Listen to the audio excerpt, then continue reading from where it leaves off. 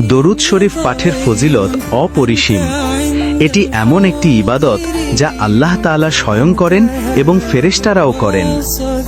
পবিত্র কোরআনের সূরা আহজাবের 56 নম্বর আয়াতে আল্লাহ তাআলা মুমিনদেরকেও নবী সাল্লাল্লাহু আলাইহি ওয়াসাল্লামের প্রতি দরুদ ও সালাম পাঠানোর নির্দেশ দিয়েছেন।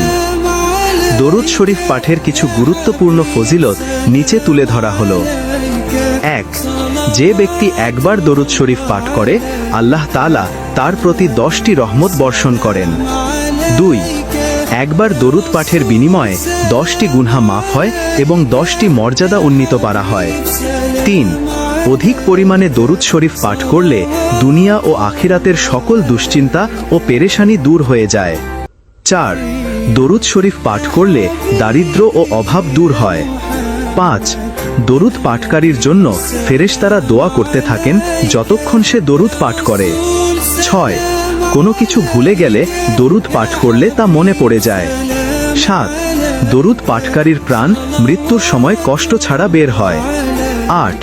যে ব্যক্তি প্রতিদিন 1000 বার দরুদ পাঠ করবে সে মৃত্যুর সময় জান্নাতে নিজের স্থান দেখে মৃত্যুবরণ করবে। 9. দরুদ পাঠকারীর আমলে, হায়াতে, সন্তানে ও সম্পদে বরকত হয়। 10. দরুদ পাঠকারীর জবান থেকে হাসরে নূর চমকাবে। আল্লাহ তাআলা আমাদের সবাইকে দরুদ শরীফের ফজিলতপূর্ণ আমলগুলো করার তৌফিক দান করুন। আমিন।